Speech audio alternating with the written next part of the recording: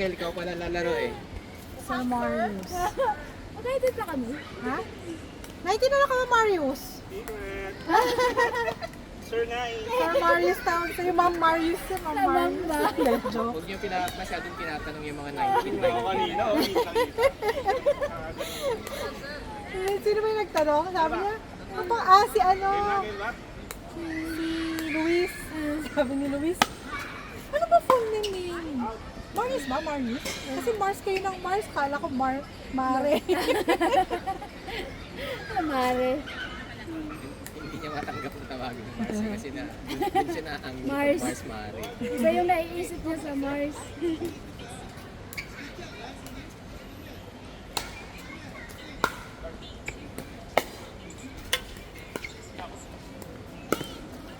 Oh.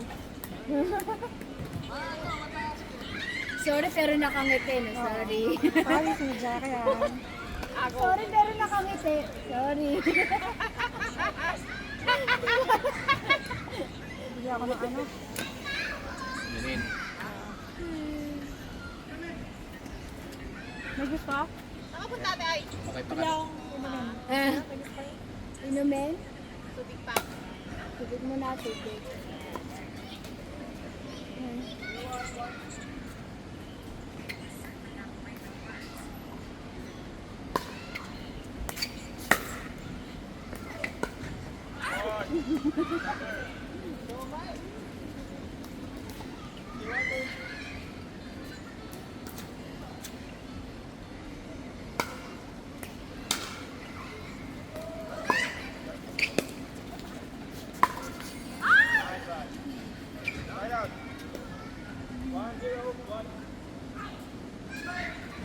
Alexa, tawag ka rin si mama kay tita Aileen. Yan, bumili kang drinks mo.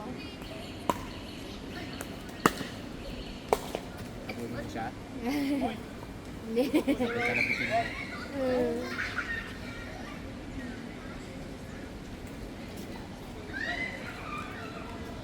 Anong grade na ni Alexa pagpasok? Grade 3 po. August 5 pa yung pasok kanila eh. Tapos hanggang ano next year, yung isip na. Ano pa March rin na. po, baka po yung March na nila yung last na bata. End ng August to school year. March, tapos susunod mas maaga na ulit. July na po nila. Balik na sa dati. Opo.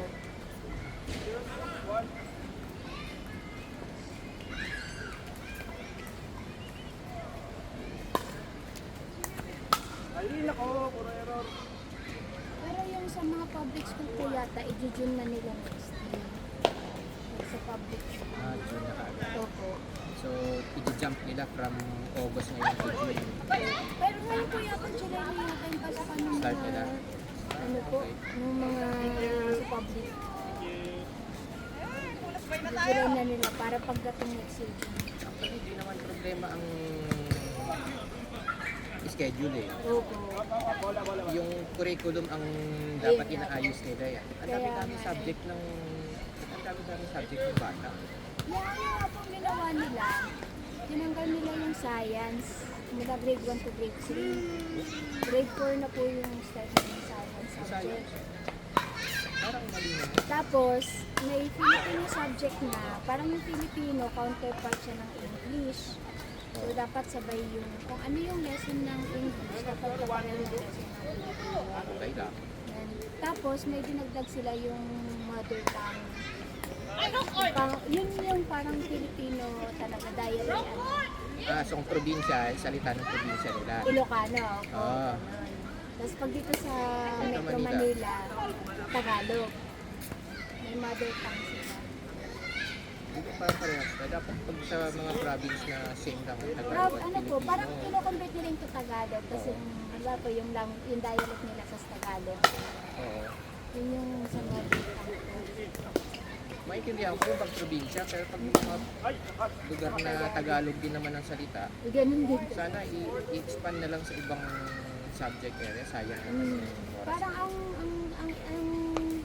Nagiging mother dalawa tongue tuloy. nila, dinaluan po nila ng history din. Hindi, aralin pagkukulang. Meron silang 18 history.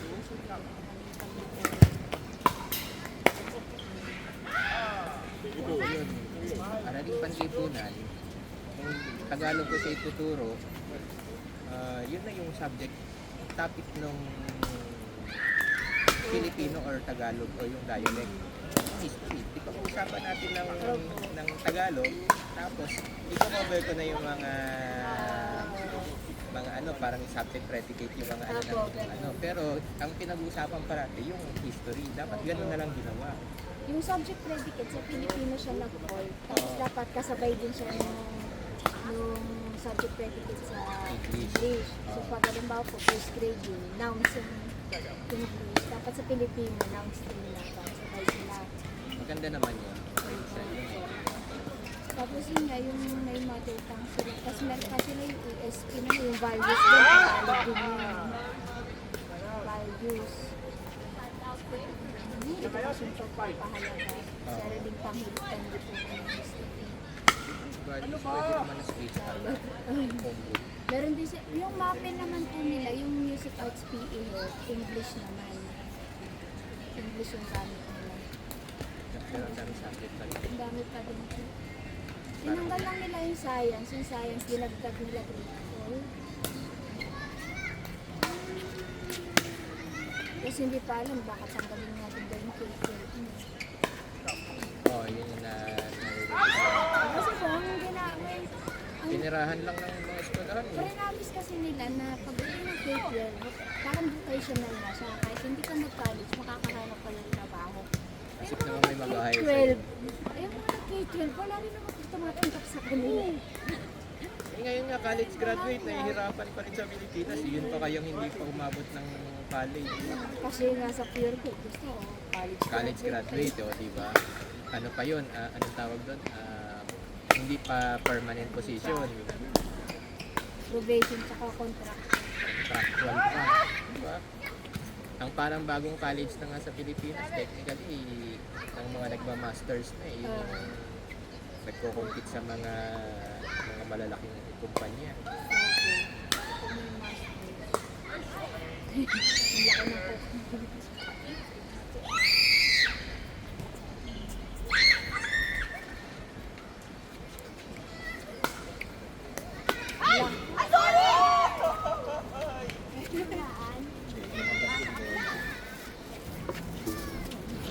Nandito sa field, sa puno.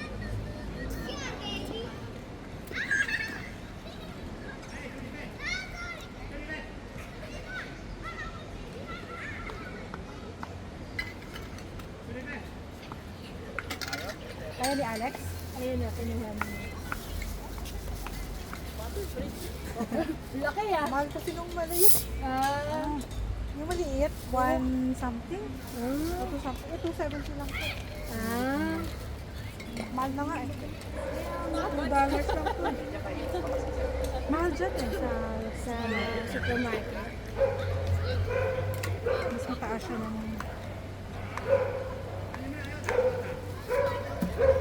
Si Ano.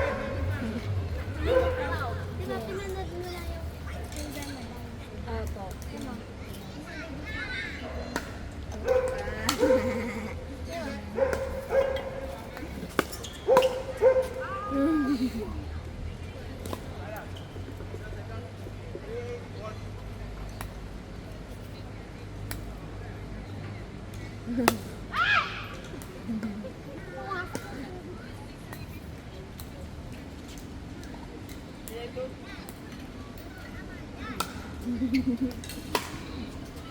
Ako din may ganyan eh. This is me.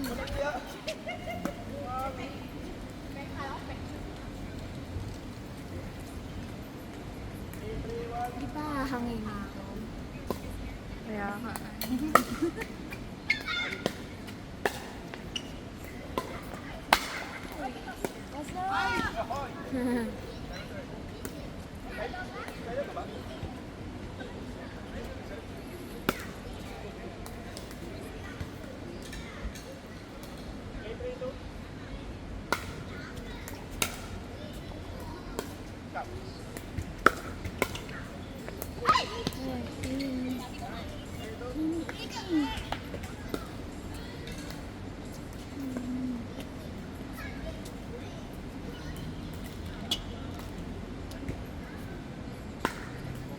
Ang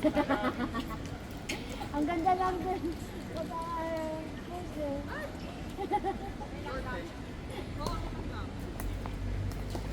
Hindi lang gam.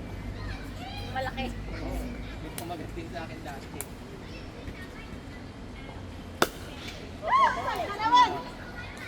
Mahangin. Hindi ko practice ang service. Yung sa kanto? Bababa mo dyan yung hawak mo. Para ang tira mo sa baba niya.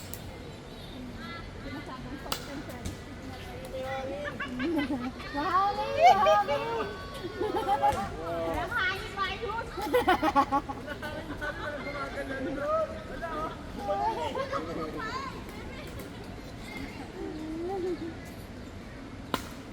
Oh, gumagalaw eh.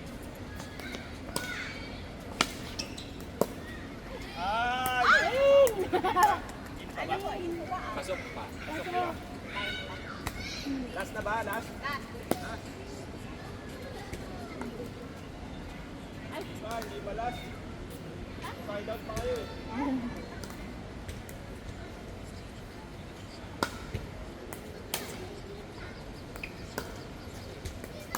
Ay!